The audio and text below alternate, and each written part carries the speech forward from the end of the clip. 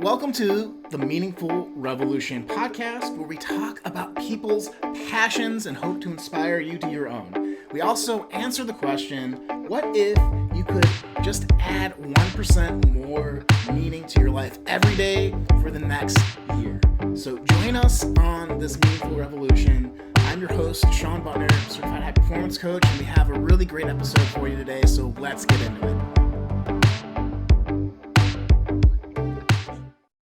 Hey everyone, welcome to the Meaningful Revolution podcast. I'm your host, certified high performance coach, Shawn Butner. Today, we're with one of my good friends, Nicole Sugihara. She is the creator of the 7-Step Fierce Love Ritual. She's a holistic high performance and wellness coach, an overall badass, as you'll find in today's conversation. I am really excited to have this on the Meaningful Revolution for you. So Nicole, welcome. Thank you, Shawn. I appreciate the opportunity and the chance to talk to you and your peeps. Thank you. Awesome. So today we're going to be talking about the power of ritual. And, as we start to explore this topic today, can you tell me a little bit about what ritual is for you, how you maybe came to be super excited about this, and then maybe why the topic's important to you? Yeah, for sure. So I recognize that over my lifetime, as an athlete, as just a person in the world, I began to do things over a course of time that would create a sense of grounding, a sense of purpose, a sense of intention, and things that were collectively, like, I would start noticing that we're in the collective conscience, right, of people, and how they were going about preparing for things, creating intention or mantra for an activity or for performance, for a competition of sorts, and then things that they would do afterwards to be able to reground themselves in the present experience. And so for me, ritual is really a set of things that you do, or I do, that help really ground. For me, it's about grounding into the heart space and in that sense of love, because in that space of love, I think anything and everything is possible.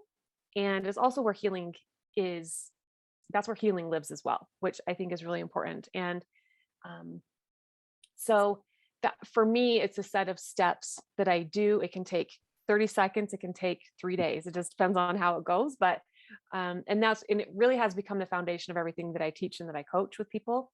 And it's also really fun. It's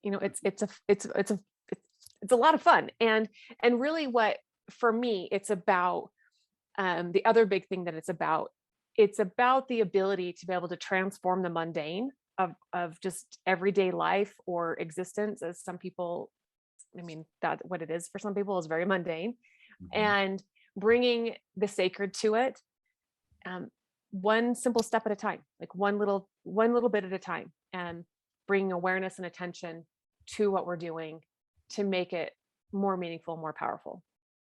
Awesome. Yeah. So, you mentioned a little bit that, it comes from sports, and it's something that you do as your career right now. So how did you get started in kind of ritualizing the ritual, right? How did you is there a moment in time or story where you're there's some common components, I need to start organizing this in a way to replicate it? Well, okay. So for me, that's two separate questions. Okay. One is, when did it start? Mm-hmm. And the second one that I heard you say is, how did I basically create it to now be the 7 steps? Yeah, sure. Yeah. Okay. So I started, some of my earliest memories include elements of ritual, and I didn't recognize it until I got a lot older. But my mom was a really great teacher for me, in that she was able to teach me, so I was born in the 70s. So as a time frame, right? I was born in the 70s. When I was 6, my mother was diagnosed with breast cancer. Mhm. And in the mid 80s, early 80s, a lot wasn't known, right? About cancer, about breast cancer, about any of those things. And I already came from a pretty, I call it the woo-woo house, um, where, we already practiced herbal medicine. My grandfather was deep into, herbology, and was a medicine man for different places. And my dad was starting to begin to practice it. And then that path over essentially what would be the next 20 years of my life really was informed by bridging the magic of what we would consider allopathic medicine, which is kind of what we think of now as like regular medicine, and Mhm. alternative medicine therapies. And so I learned a lot about meditation, visualization, crystal healing, herbal healing, a lot of those things that people kind of consider the woo woo of back in the day. Also, probably still a little bit today, although it's lots more common.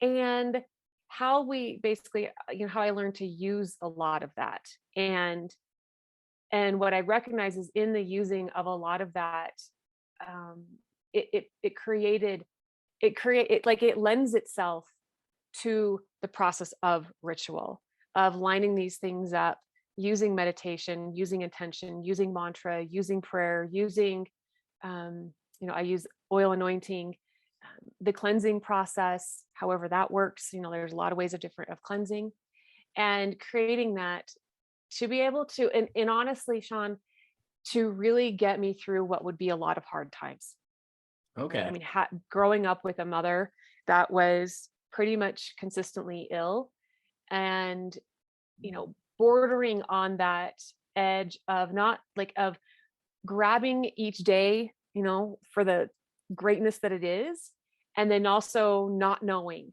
what the next day was going to bring. Mhm. And so it did help, those processes did help ground me from the day to day, so that the overwhelm and, the wildness of our days didn't take over. And sometimes it did take over, but for me, it's really about grounding. It's really about, um, you know, being intentional about how it is that we're choosing to live Mhm. as much as we possibly can, and a way to also, when I need external strength to help guide my inner strength, it's available too. Right on. I love that. And, I think we mentioned this off the podcast earlier or before, but, in the late 80s is when my mother was diagnosed with breast cancer.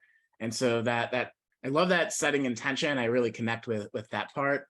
I'm not sure. I need to now think about, did I develop rituals and stuff to help kind of do that? But the intention with our family was always optimism. Was, you know, my mom went through chemo, lost all her hair, and she like Mhm. would make fun of herself, and try to normalize it, and like, those types of we'll look back and laugh about this really terrible situation. She had a lot of like dark humor, um, Yeah. which is understandable, I think. But I love that idea of having something to ground you, having something to help you process, to live a better life so you don't get overwhelmed and get stuck, is Hmm. kind of how I'm interpreting it. Yeah, for Um, sure. so as you develop this ritual, then when your mom was ill to kind of help stay sane during that process, um, is there any other and maybe this is an awkward question, but Mhm. how else has that type of intention helped you in your life? So maybe not in that particular situation. How have you applied it to work or relationships or health or anything like that? Yeah. So that's a great question, because yes, I mean, it did help me through different times, and I would say I learned more about it, in that process, like of my younger years. I think I really started to practice it more knowingly, Mhm. in and became more aware of, calling it ritual and what ritual really means. And also in the process of, um, uh, yeah, like in just kind of an everyday fashion. Really, when I was more in my grad school, I did my master's in art therapy, and that was a really cool experience to be able to explore how creative therapies, how these things that I had practiced on and off for my majority of my life, like meditation, visualization, intention, how all of that then lent itself into more of a whole practice. And I've always also been very, very connected to my physical body. And I've always used my body and movement as a positive way for me to process through emotion and with emotion and with feelings, and just really ground, like being able to use it as a grounding force as well. And so I do movement in there. And so being able to utilize it, like, and going back to like as an athlete, right? Athletes can be very superstitious. They can be very quirky people, and wear the same socks, or make sure you're wearing the same underwear, or the same outfit, or your hair has to be a certain way, or you have to wear this certain thing, right? Like there's a lot of stuff that athletes, I think, naturally do that are ritual and or can be considered somewhat superstitious, Mhm. because they are trying to optimize that experience, right? When they're in that performance state, they are trying to optimize that moment. And so I think we create sometimes these bits and pieces that we add to the experience just to give us that external like oomph, right? And so, there's been times where I've had different challenges. Like, I use ritual if I know I'm going to be going into a challenging conversation with my partner, or with Mhm. with my boss or somebody at work. I'll ground before I go in. I'll use a mantra before I do that. I'll use my essential oils to kind of, bring in that plant magic, and recite my mantras in the shower as I'm, scrubbing myself down, and really just infusing, so that like into my daily experiences, so that they're like reminders, right? They're reminders throughout the day. And I will set them, I'll set my mantras as an intention in my phone and my alarm, as we've learned to do through, certified high performance coaching. Mhm. I have post-it notes like all over the place. I have things written all over my windows and my mirrors in my office and in my bathroom, Awesome. of, who I say I'm going to be, or that I am being, or that I am, working on being. And so those are some of the ways I just do it in a daily way. And because I think when we think of ritual and ceremony, I think a lot of the time people think it's got to be this big to do, right? Like it's the wedding, it's the celebration of life, it's all the things, right? It's the birthing of a new human. It's whatever we're like, or it's a big birthday party. And it's like, it can really be a simple process. It doesn't have to be this huge thing. It can be, which is super exciting too. Yeah. And but it doesn't have to always be that way. It can simply just be really honestly taking 5 minutes before you walk in the house, Mhm. and reminding yourself of who you say you're going to be and who you are, and like taking a few deep breaths and going, okay, I got it. Here we go. Right? Like checking your energy, checking your space before you walk into somewhere. That is in my day, in my world, I consider that to be ritual. Okay. Oh, I love that. And that setting, and that again, the theme of setting an intention for space, for an experience. I know as a coach also that a lot of times helping clients set that intention before they go and greet their spouse after a Yes. long day of work, so that they don't just splay out on the couch and become a couch potato for the 5 hours they're with their family after work or whatever. Right. Usually, like, people are so surprised that it's so simple, that it could just be a very simple meditation, as you said, or those questions, or like whatever you have to do, sense, and maybe it's plant magic, maybe it's classical conditioning, I don't know, but Yeah.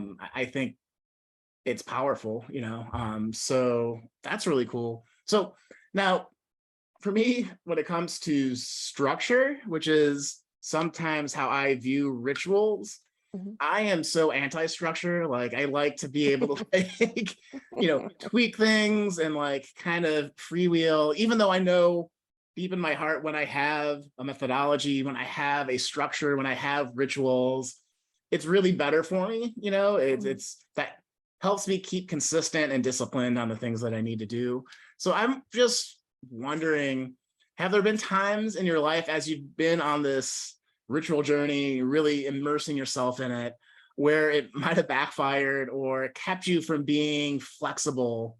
Then I'd imagine, knowing you, it's probably just an opportunity to tweak the ritual to be more encompassing. But I'd love to hear if there's any moments that come to mind on that type of. Yeah, that's an awesome question.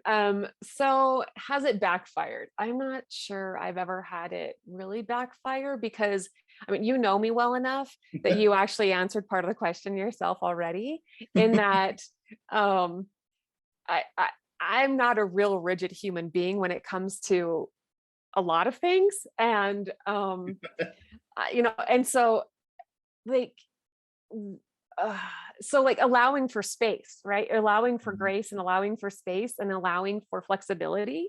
So like just to give you an idea, like the 7 steps, I'll just say what they are. Okay. You can Yeah. pinpoint, if there's certain ones that you want more information about. But so the 7 steps is setting an intention.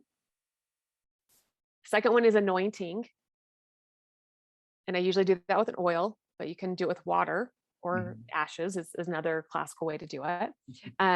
Dedication, mindfulness, which is where meditation and teaching come in for me. Movement, I can be as simple as 10 body squats or simply just like shaking your hands out.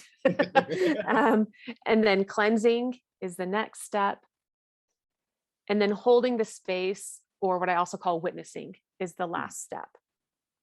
And so, and I said at the beginning that it really like these steps really can be done in like 30 seconds, right? If you like, Yeah. I have a little piece of paper, it's like a little cheat sheet, and you can like go through them super quick. Or you can take your time with what you want. Or realistically, you can be like, I just need number 1 today, or I just really need number 3 right this second. Like for me, it's about the awareness of the things that help bring that sense of joy and grounding and awareness, right? Like, and I keep saying the word awareness, but it is true. Like awareness is such the key part, because once we're aware of something, then we can do something about it. Yeah. And so, and also like the steps just help put things into action. Because sometimes we're like, oh, I'm just going to think good thoughts and everything's great. Well, yes. And we also know that putting things into action are really helpful, which is also why the movement part is super cool, is because you can start infusing that intention into different parts of the body. I work with the chakras a lot, and the different energy centers in the body, there's 7 to multiple more of them depending on which tradition you follow. And so it's a way to enliven the light part of that of that energy center, and also a way to process through the shadow part. And so being able to move in a way that activates that part of the body can be really powerful.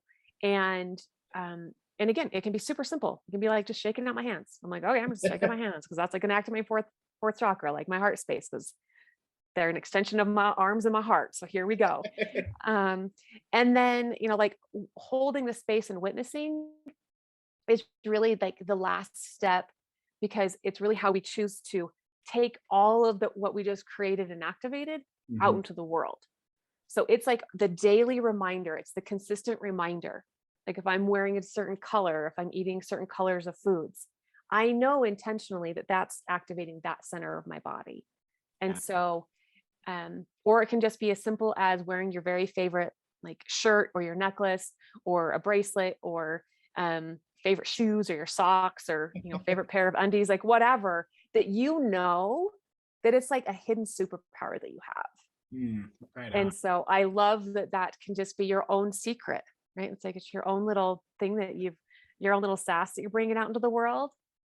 And it just helps us, like it helps me exude that throughout the day and throughout my life. Hopefully that's like, the intention is for the whole life, but however long that lasts. So Right. yeah.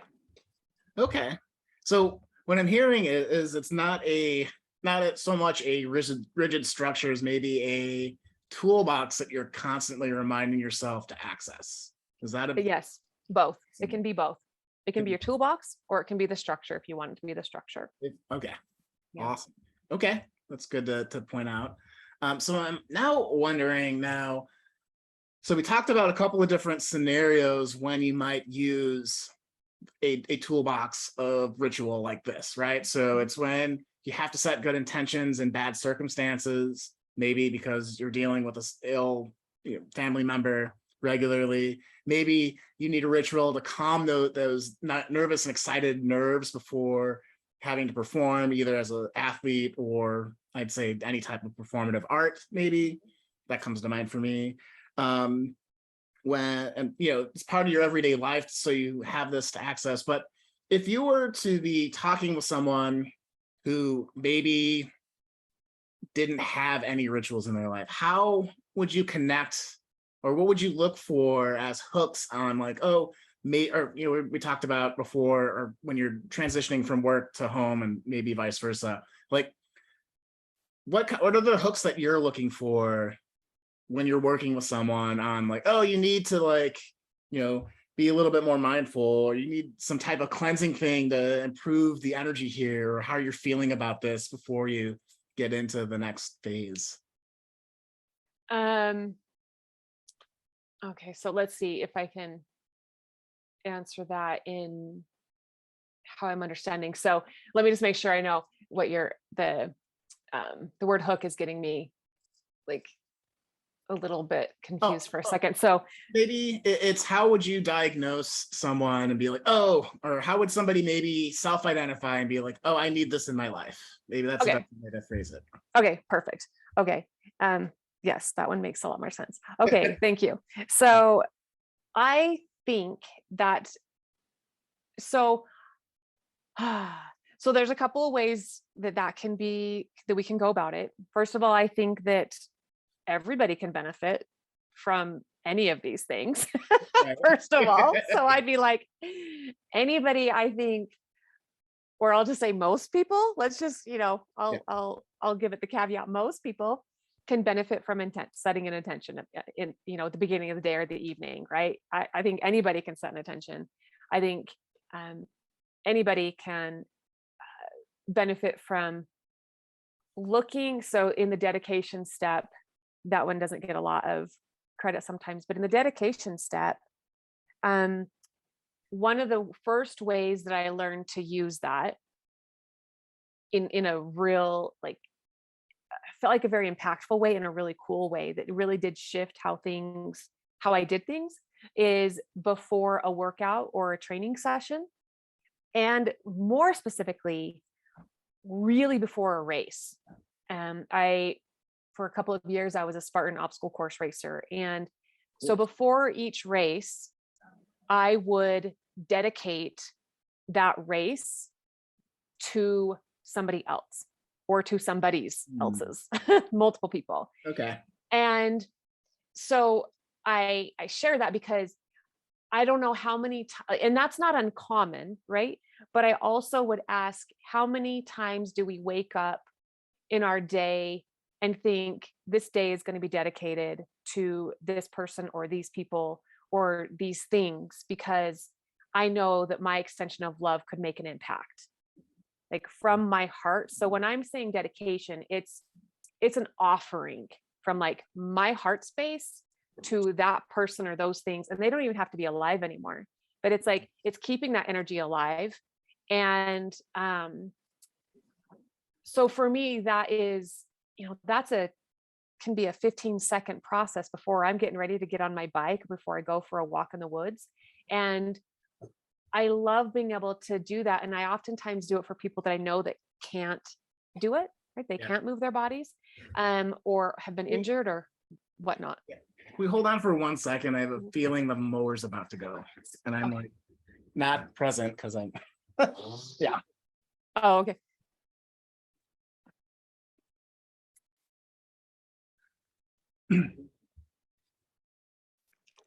Thank you. I Okay. hear it coming. Just messing with my focus. So, It's okay. as you were. I'm sorry. Okay. Take me back to that question that you just asked me. I'm trying to remember what the question was. Now that we got off on the. We were talking about hooks. You're talking about dedication and how keeping that energy alive of dedicating to someone that's here, maybe not here with us, is really important. Yes. And it was back to yes, it was the question of the hook, but I can't remember how you restated it. So I was like, oh yeah, that makes sense. It was like, how do you self-identify that maybe you need a little bit more ritual? Oh yeah, and diagnosing it. Okay, with other people. Okay, got it. Okay, thank you. I have to reorient for a second. Okay, so so I share that piece about dedication because I feel like that is very helpful when, and it's just a different way to go about our day, and it's a way to bring in. So I think for me, the dedication piece is about getting out of myself, but also as an offering. And so you kind of asked, like, how would I diagnose what somebody needs, right? So, and I started that saying, I think everybody could benefit from any of these pieces. Yeah. And I think that people can benefit from all 7 of these at any one time. And so I start off teaching anybody, like, here are the simple 7 steps. Like, it's just like, here's the super basics. And then each one of them, I can go deeper and deeper and deeper on. Okay. And one of the ways that I could go deeper, like getting more in depth with your question, is if somebody is having, we'll take a really simple one. If somebody's having relationship problems or relationship issues, or wants to expand their relationship with their person or their significant other or their children, right? Then I look at that as being a 4th chakra love experience, and being able to tap into the 4th chakra. So for each chakra, so for the 7 of them that I work with, that each of those 7 steps gets correlated with that.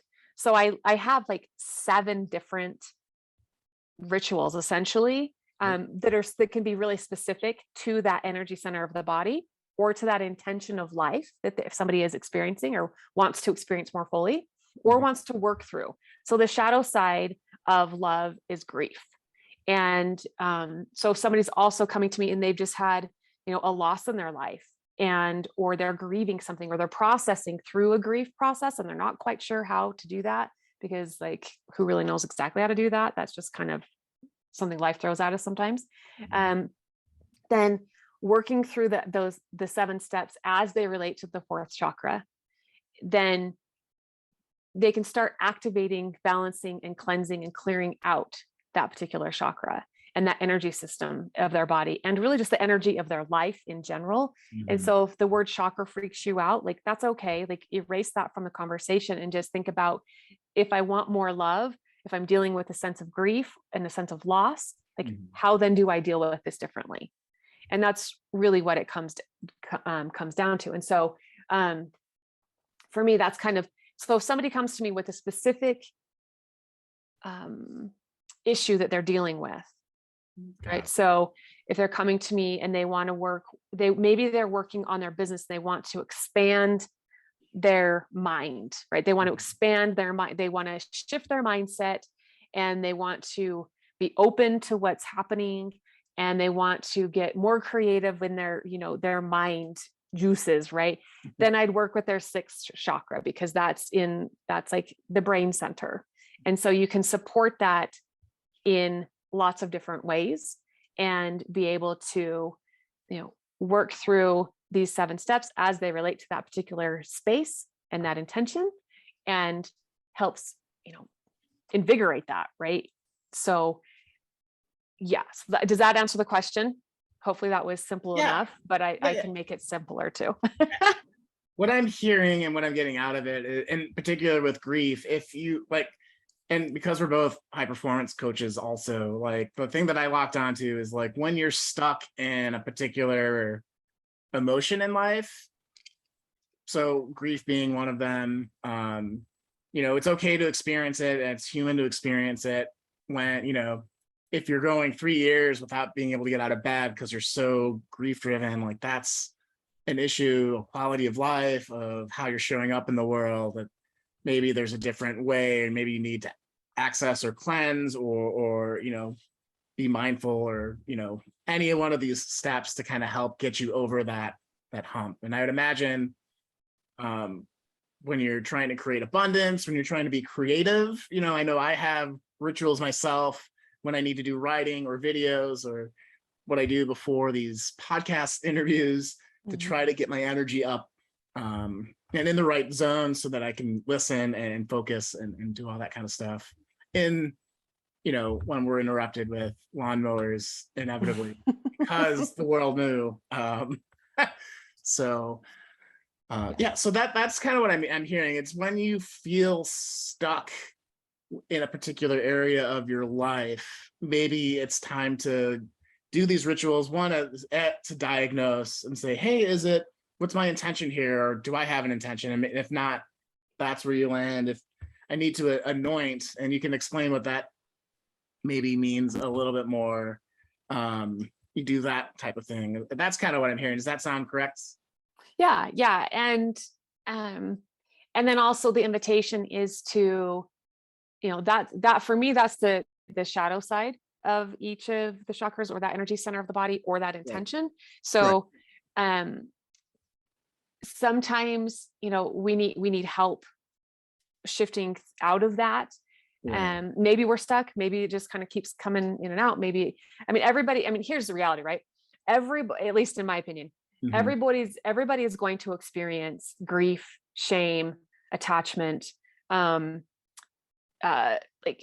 shaking of their foundation, right? Of a variety of different ways, a variety of different kinds, on a fairly, I would consider that probably in a fairly regular basis, just by being human, right? So there isn't anything wrong or bad about any of that. That's literally just dealing with human life.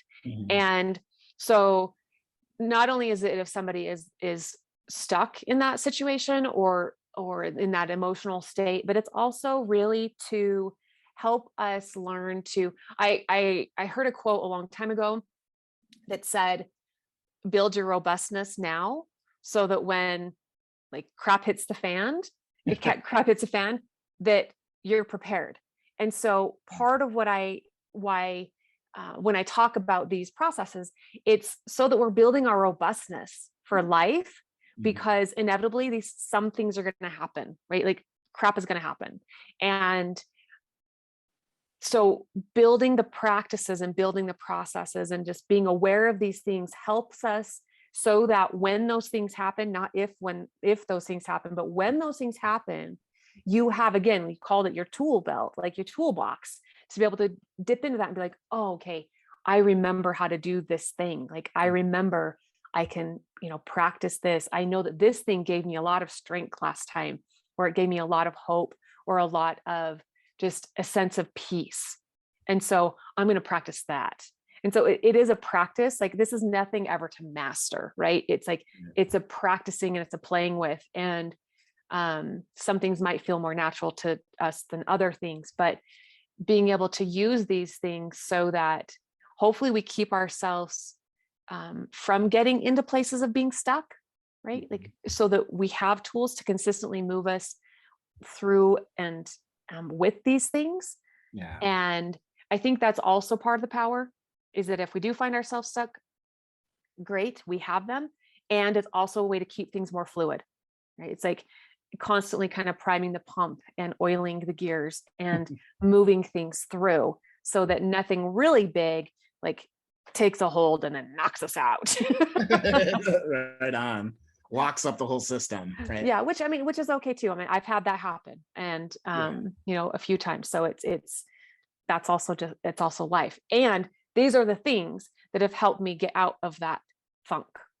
Gotcha. 100%. Or through some very difficult challenges, right? Just different. Here's an example. You asked another, for a real life example. Yeah. So in August of 2019, I was doing a Spartan race in Colorado at 10,000 feet altitude. And I was going through one of the overhead obstacles, and I fell off the obstacle and I No. landed on my bum and it knocked the wind out of me. I crawled out of the way and I thought something not great just happened to my body, but I wasn't quite sure. It ricocheted up to like right behind my heart. And Oh, I felt it go up and just like go, and I was like, oh dear. oh Well, I no. was on like mile 11 of about a 16 mile race. And I had, I think, 11 more obstacles that I had to complete. Mm-hmm. And so I was in an extreme amount of pain in that moment. And so this is like one of the ways that I used this practice to be able to help move me and get me to the end of the race. Um, they didn't medically evacuate me. I wouldn't let them because I was just a little stubborn. And but I used I practiced the mantra. And I don't know if I can swear in here, but I'll be like, I'll kind of bleep it out. But Yeah, go for because it uses all of them. But my it. mantra that got me through that is I am a badass mother effer warrior goddess. And I probably said that no less than 100 times in those like last 11 miles. And I honestly think that it was like one of the things that really did get me across the finish line. Now, I'm not saying I probably should have gone across the finish line. I probably really should have been medically evacuated. Mhm. But at the time, like it was really powerful to be able to harness that because it's something that I had practiced. Yeah. Right? Like I practiced it when I felt good. I practiced it when I felt like I was on top of the world. I practiced it in my car. Like I practiced it when I was doing bicep curls. I practiced it whenever. And so when I say we practice these things to be able to build our robustness, Mhm. that was a time where I could tap into it. Right? We like, what is the point, honestly, of practicing positive mindset, practicing healthy practices, wellness practices, whatever you want to put in that line, Mhm. if when we really need them, we don't know how to do it and we forget about it. Yeah. It's like, what was the whole point of the last 5 years? I love this point because I think this is where, for a lot of people, it might have sounded like a lot of woo, but this is where the rubber hits the road. Like, this is the practicality of the mindset, the intention of the ritual that, like, you know, I mean, psychology is kind of the same way where you can be very abstract and how people behave and all the stuff. But when you realize that, like, when you're kind to somebody, they're more inclined to be kind to you and it impacts you in that real life sense. I think that's super important, super powerful. And I'm also like, obviously you're okay. Did you go to the hospital afterwards? I want to resolve this story for everyone. I won't leave you hanging. Yes, thanks for asking. I did go to the doctor when I got home. I needed Mhm. to get myself back into my home state and go to one of the doctors there. So I did. And that was like the next part of the journey was I was originally told that I hadn't broken my back, that I had just compressed my discs and of T18, 90, T10, your thoracic spine. So the space right behind like your Yeah. heart, essentially.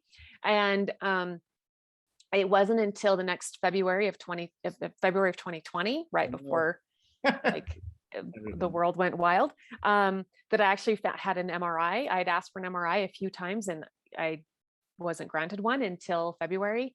And then I found out that I'd actually compression fractured 3 of my vertebrae. And so that was a very long healing process. And it just now, I mean, we're now what, 2022. Mhm. And I can say just within the last few months, I'm back to actually feeling much better and a lot stronger. I've just now, started to incorporate more strength training, light strength training, not a lot of like anything crazy, Yeah. um, but just more strength training, more core work, and building that space back up again because I really did lose a lot of strength in there and through that healing process. So, that was a personal journey that I was able to utilize a lot of the practices that I do and that really did get me through a lot of that. I mean, and again, that positive mind, and again, like for me, ritual really is a lot of it. Like I'd Mhm. say, I don't know, let's say 85, 90% of it is Mhm. really about creating positive mindset. Yeah. and or healthy mindset, like a wellness-based mindset, whatever. Like, I don't want to use the Mhm. word like positive all the time, because sometimes it's like just reality. Yeah. Um, but it is about the psychology. It is about mindset, but in a holistic term where we're incorporating the process into our entire being, so Yeah. that like not just our brain gets it, but like my body gets it, my Mhm. spirit gets it, like my emotional body gets it, like I get it on a holistic level. And so it's not just about like, that I can turn my brain into being this really positive, amazing thing, but you need the rest of your body to join you. Yeah. It's Exactly. just a whole, you need all this going on with you if you're going to go down the trail. Like, you Yeah. need the whole thing. So, yeah. So anyway, that's the continuation of the story. Okay. And, Cool. and I have, and people might ask, have I raced again? Or Mhm. do I plan on racing? Because that's always something people ask me. No, I do not plan on doing any more obstacle races. There's just too much about them that does not feel good to me yet. And yet I did do a trail running race. So I Oh, have cool. gone back to a Spartan race, but it was their trail series, so there was no obstacles except for the trail involved. So Right yes on. and no to that question. Good. I was Ta-da! you took my next question out of my mouth on that. So awesome. So kind of just moving along, I'm curious, when you take a look at other people that do rituals or facilitate rituals, like what do you think a like top talent looks like in your space? Hmm. Um, Wow. and we're getting into the questions that kind of get into people's heads normally. So take a moment if you need to. Okay. What does a top talent look like? Well, okay. This may not be the answer that you were looking for, but Oh, okay. or I don't know that you're looking for any question or No. answer Yeah. necessarily, but um I'm going to answer it in a different way of how does my process maybe look different than somebody else's.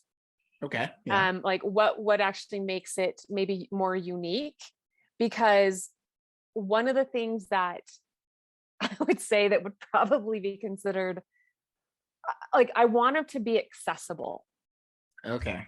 right? Like, more than anything else, I want the process of ritual, whatever works for that particular person, to be accessible.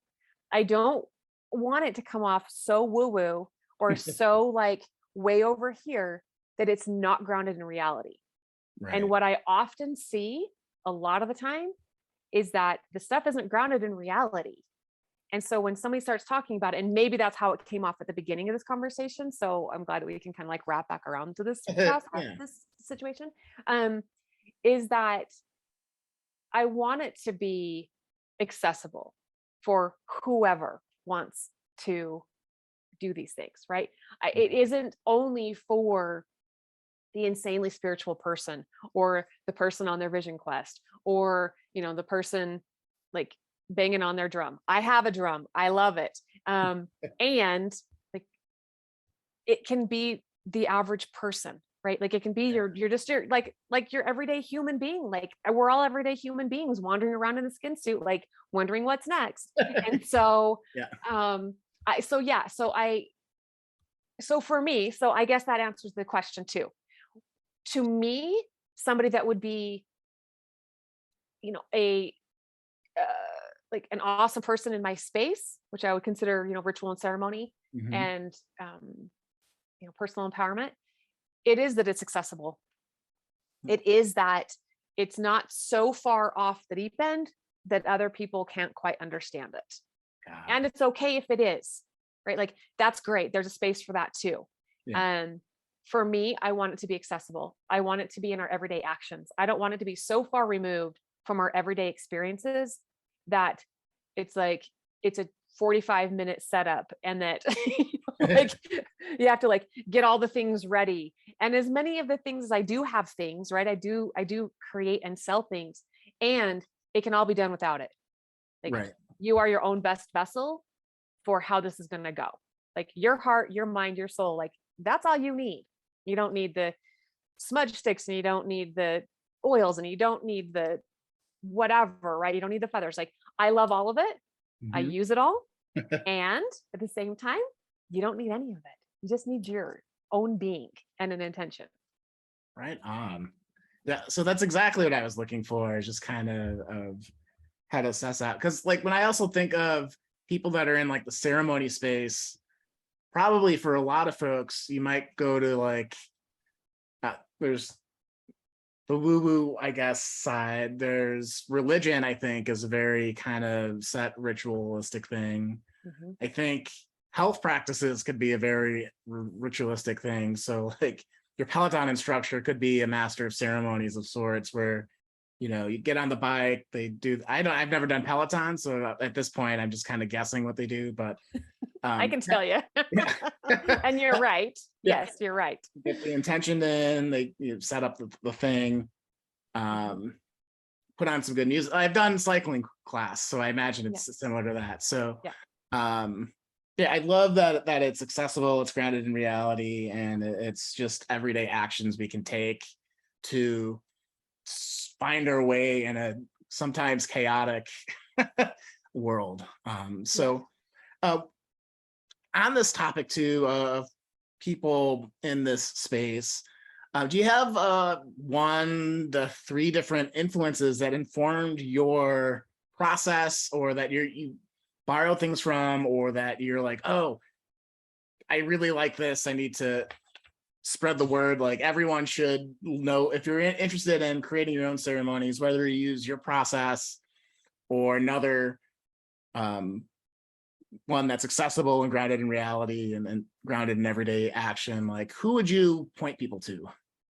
So, okay. So there's a couple of, so where did it, okay. There was a couple of questions in there. So where I mostly really became, where it started to really coalesce for me is, I would say, from practicing yoga and becoming a yoga instructor. And that was like what I did for a good chunk of my life. I say it was like I was doing yoga before yoga was cool. And so there's a lot of ritualized practice within the yogic space. And, I mean, a class is a ritual, right? I mean, it is actually, well, it could be, I would say it's rituals that create a ceremony. I mean, every class could, depending on, how it rolls, could actually be more of like a ceremony in many respects. Right. And so, so that's where I like really started to use it, learning to use it differently, and using it like in a regular way. Because the practice of bringing your body to the mat is considered a sacred act, right? It is a sacred act that is then where you are communing, like, you are connecting mind, body, spirit in movement and breath. And so, and we're learning to tap into that breath, which is the creation of life and space, right? So it's like, without the breath, we're not here anymore. And so you're learning to utilize that and create that. So that in of itself was like a very big turning point for me. And then your next question was, so who are my influences then in helping create that? So I'd say that and these are yoga teachers, and at least for that particular conversation. So Shawn, she was one of my like original mentors back in the day, and it's Seane, and then corn, like the vegetable. And Johnny Kest was another one who was very, very influential in bringing that ritual and to the mat, and taught me a lot about ritual. And he's amazing. And so those were a couple of people can, check them out. And aside from like the yogic space, Danielle Laporte is one of the most like amazing women that I have not met her yet, but she's amazing. And it's Laporte is LA and then PORTE. She's incredible. She talks a lot about rituals, talks a lot about the heart-centered space, and there's a lot of different practices for that. And then I know there's more. I mean, Brendan, he's one of our, he's one of our good buddies, Brendan Bouchard. And so what I've recognized over the time of recognizing where the different pieces have come from, like if you look at most spiritual practices, whether they're, they can be religious, they can be spiritual, they can be from any walk of life, honestly. Yeah. They're all grounded in these same principles. And, from Native American to Buddhist to Hindu to, different, sections of Christianity. And like all of them have these different elements that can be utilized, and they utilize on a regular basis. And so what I did is I saw, and experienced multiples of them, and then brought them together in what seemed like a functional, fashionable, like way for me to do that was simplified, and that was simple, but also could expand. Yeah. And so I learned a lot of that just throughout the years, like I said, but then like some of these people were really big influences. I was able to integrate it more. I was just trying to think of like other people that they can look to for these practices too. Let's see. I'm just looking around to see if I have anything else. Yeah. That'll be it for now for what I'm thinking of, but I can think of more as we, when I think of more, I'll head you off on that one. Yeah. Sounds good. It's just always interesting to see how we're influencing the relationships that we rely on as we go deep and into our obsessions and passions and the things we nerd out about. So that's why that question's there. So yeah, let me know if there's anything else. I could put them in the notes in the podcast afterwards too. So Okay, cool. All right, so kind of starting to bring it all home. If somebody was new to these rituals and ceremonies, so they're like a beginner, like what would be like 1 to 3 things that you would recommend a beginner to do in order to get involved in this space or topic for themselves to improve their life? I would, the first thing is to look at, to play with the 7 steps, like the 7-step Pure Self ritual. It can be super basic, like I said. It can, and again, it's very expandable. So if there's something within those that you're like, ooh, that's really fun, then I would say, okay, like hang out with that for a while. If you're digging on dedication, like hang out there for a while and just see how you can practice on your daily experiences, like dedicating and offering up your heart to, somebody or something, and see what that does for you, right? Like practicing it. All of this comes down to really to just practicing. And I have a super simple meditation that I created called the May I Be Love meditation. And I can attach that for the show notes. And it's super basic. Like it's simple. I'm not going to say it's basic. It's very simple.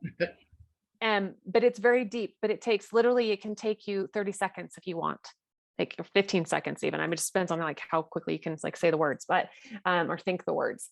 And so that's another super simple practice that somebody can start utilizing. And what the May I Be Love meditation does is it helps ground you in your heart space and in love before you do anything else. And it does tap into each of those energy centers as you go through it. And you don't even have to know the energy centers to be able to do it.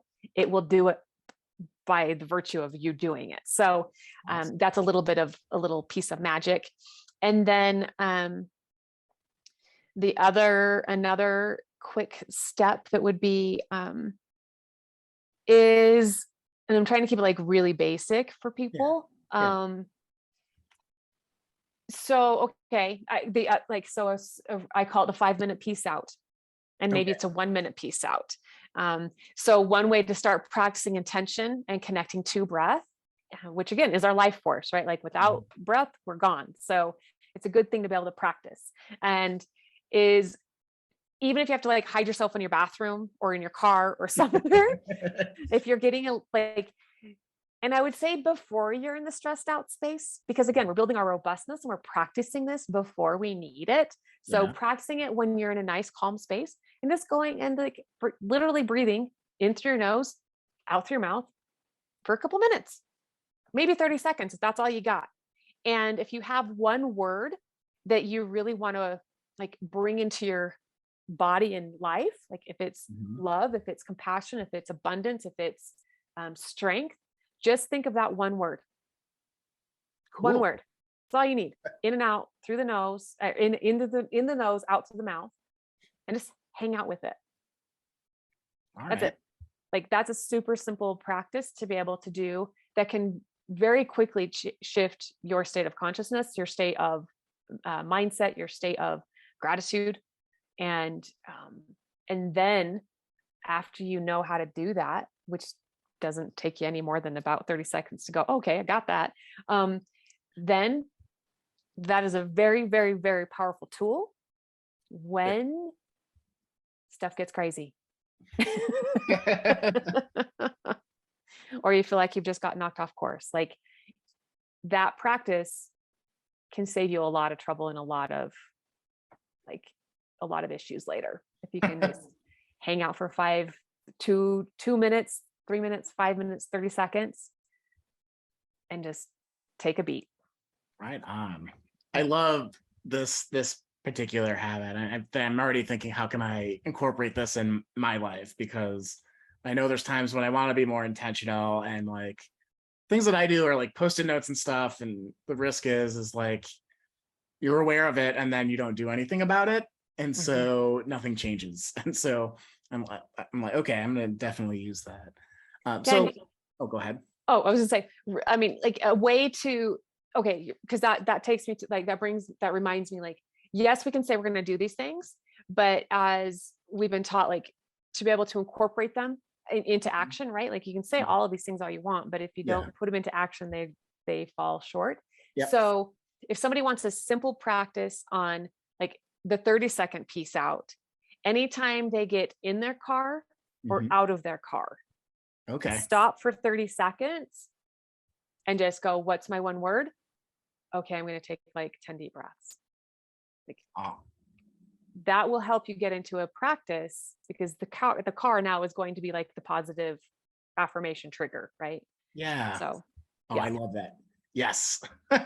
Every time entering or leaving the car, the 30-second, 1 minute piece out, however long it takes you to do 10 breaths. Super, super simple. Okay. So I love that. And if you're working with someone that is a little bit more experienced or has their own type of rituals, are there some more intermediate or advanced habits or things you might recommend? And this could be like, this question I think really gets people in their head, which I love. I'm not sure if it's entirely applicable to this, but you tell me. Like, because as we've said, like this can be as simple as somebody wants to make it, and it can also be expanded. And so any of these things, I mean, part of like trying to create an email sequence explaining the 7 steps, part of the challenge for me is to be able to simplify this, like, simplifying intention, the expression, like how to do it, like what's the background and where's it come from, and all, like into like a couple of paragraphs is really wild. I'm a lot better being able to explain it in its expansiveness. And so the 7 steps, I'd say, to create a more advanced version of that, it's not hard to do that either. Okay. And so I give guidelines for each of the things on in my information. And it's like, so in the mindfulness step, it says that you can do the May I Be Love meditation. Well, you could also do your own meditation that you love. If you practice transcendental or the release meditation or whatever, like if you want to take that 30-second meditation and turn it into 30 minutes, totally you can do that. the cleansing step. If you want to, I make body scrubs that are scented with different essential oil blends for each of the chakras. Like, you can take that cleansing step and make that an entire like bathing ritual. Like, it can be 30 seconds in the shower if you want it. You're scrubbing along and you're thinking your words and you're doing, appreciating your body and giving yourself love. It can be that simple, or it can be like, it's an entire process for a very specific purpose. And, you've got the flower petals and you have your Epsom salts. You've got your big, you can make it, you can expand and contract any of these as much as you want. So I work with people in monthly ceremony in an more expanded version. Okay. I work with them in like a 3-hour ceremony instead of a 3-minute or 30-second ceremony. So there are ways to, and also like a really simple way to expand more an advanced way, I guess you want to call it that way, is really that last step of holding the space and witnessing, challenging yourself on how intentional and aware can you be throughout the day for what you said you were up to, like for what you said you're creating in the world, for who it says, for who you're being.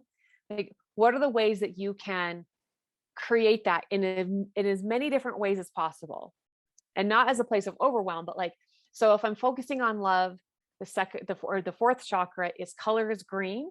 Like, I can put on a green shirt. I can put on, my Aphrodite necklace. I can put on a green bracelet, or I can put on like my fancy green socks, or I can wear something. And literally every time I look at that, it's going to remind me, oh, I said I was about compassion today. Right. Okay. Every time I eat my salad, because it's full of green vegetables, I can be like, oh, yep, I'm infusing that with love, because that's coming into my body and it is going to like circulate all the goodness through me. It's also about like holding the space as a coaching and or therapeutic term. But I think about holding the space of like, we are the container as that coach or therapist or trainer of sorts. We're holding the space for that person to come in to our experience. We're holding it out here. We're not taking it in. We're holding it out here. And as we're holding it, like, we're being gentle with it, right? We're guiding it. We're holding it with love and grace. And then when it's there, we're done working with them. We're like, okay, like, I release it. It's yours. Carry on with your world. And so how do we individually, if you want to be, more advanced about this, how do you take that and you be the container for what it is that you say you're going to be in the world? How do you express that? How are your words showing that? How are your actions showing that? And like, on the daily, right? Like, on the daily. Yeah. And how are you interacting with people? How are you being with people? And that, for me, that's really what it's about. It's like, it incorporates, again, holistically into our experiences, so that we become what we say we are, right? And that's our expression in the world, is that. And it can shift and it can change, and we can dance with it and play with it and try on different colors and different expressions and different ways of being, from day to day. So that's how I would say to the basic, a simple way to kind of, and it's not simple. That is not simple, by the way, especially in today's world. Like, saying that you're actually, to hold the container for love and compassion, is, that's a big one. It's a tough order. Yeah. It totally is. And so needed. And I can't agree more with that. And to hold that space and to show up authentically as yourself and have all the different chakras or areas of your life, all the different things that comprise being human, aligned towards holding that authentically, I think maybe is another way to say what I think you're getting at. That's how I'm interpreting. And you're shaking your head yes. So if you're listening, I think that's it's an affirmative. Yeah, it's an affirmative. It's on the right track. So okay, I love so taking your rituals to the next level. It's just figuring out your authentic self and tuning everything to live more into it is what I'm getting. Yeah, that's a great way to put it. So awesome. For sure. Cool. Yeah. So, all right.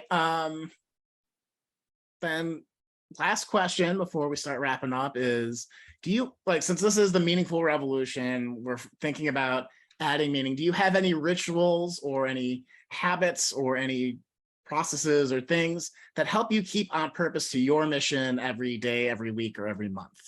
Like, I like to end with that. Yeah.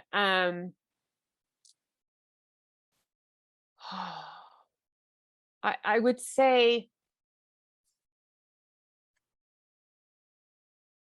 that any of that, anything that we've talked about, if there is something that, so I'll say it for your people listening, and then also for me. Okay. So if there's anything that we've discussed today and chatted about today that really lights you up, or you're like, ooh, that sounds really cool, or I want to learn more about that, or I want to practice that and see what happens, like, jump on it, right? Like, start filling your heart with that, like, right now. And because, again, it can be simple, it can be more complicated, like, more complex. It's not complicated, but complex. Yeah. And then also, like, for my own self, it really is like, I bring it very intentionally into my existence, like, and into my awareness. And I know we started with that and we've said it a million times throughout this conversation, but it really is about bringing, like, we have to be aware of it. Mm-hmm. If we're not aware of it, then it's nothing, right? And so Yeah.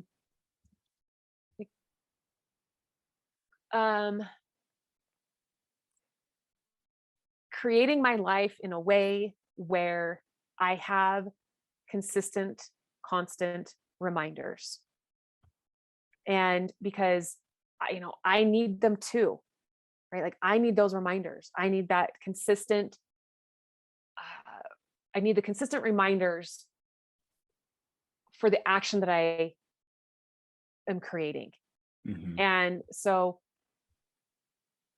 so I practice these things regularly every day. Like, sometimes I really focus on one thing versus another thing, but I really do, it has to be an awareness first. I mean, without, like, Yeah.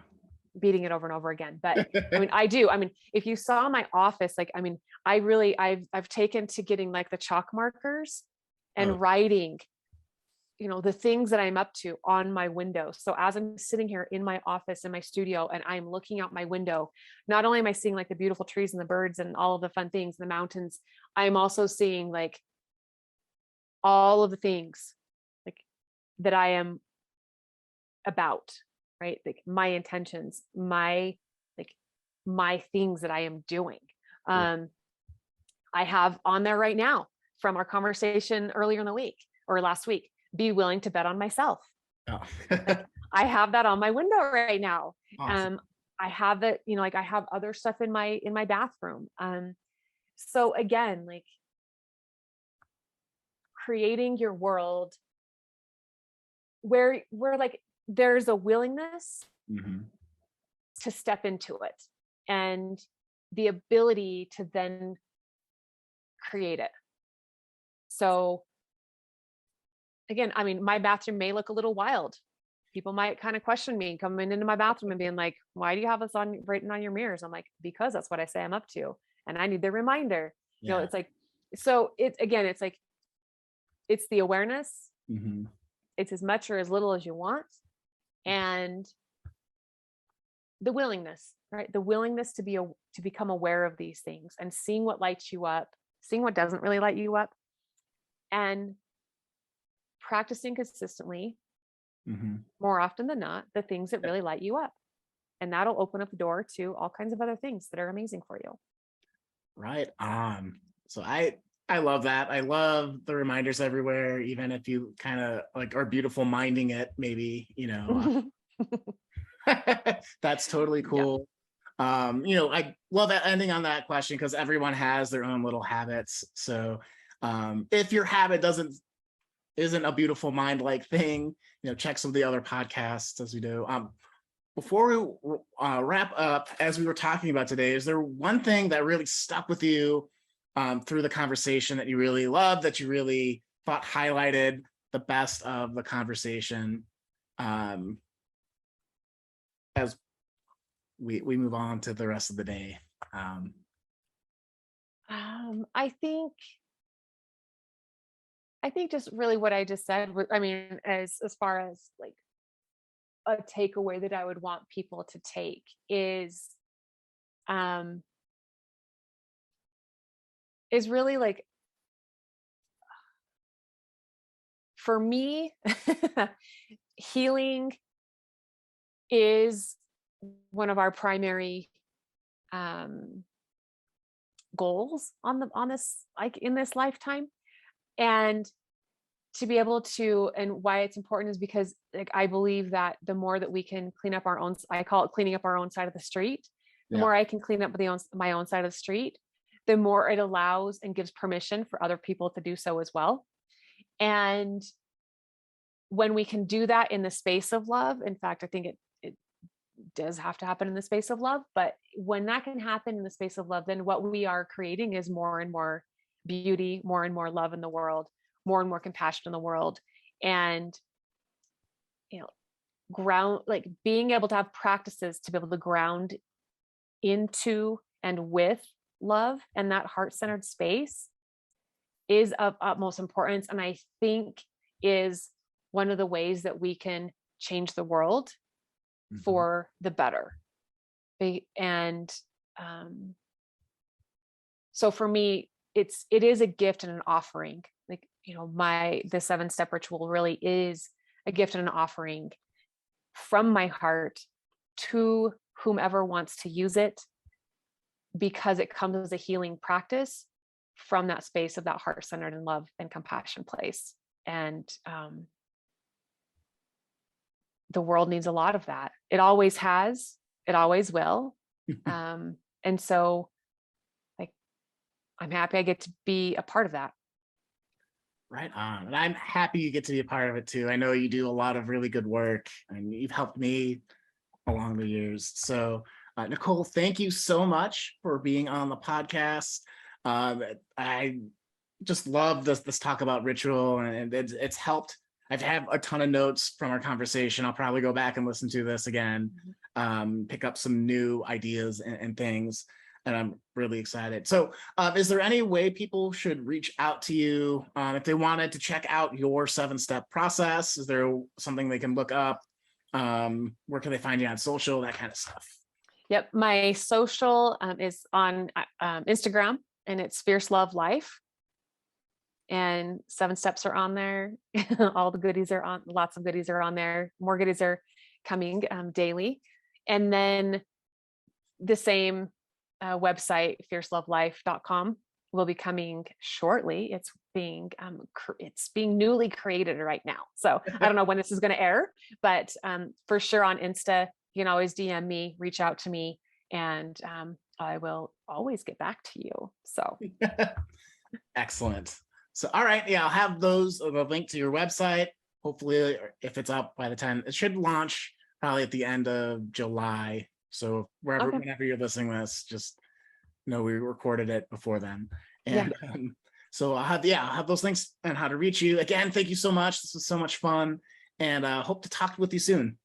Thank you. I appreciate the opportunity, Shawn. You're doing great work. I love this podcast, and I can't wait for all the other episodes to jump in there. So yes, thank you. And thank you for the amazing, beautiful person that you are, and the great influence you've been in my life too. Oh, thanks. Thank you. All right.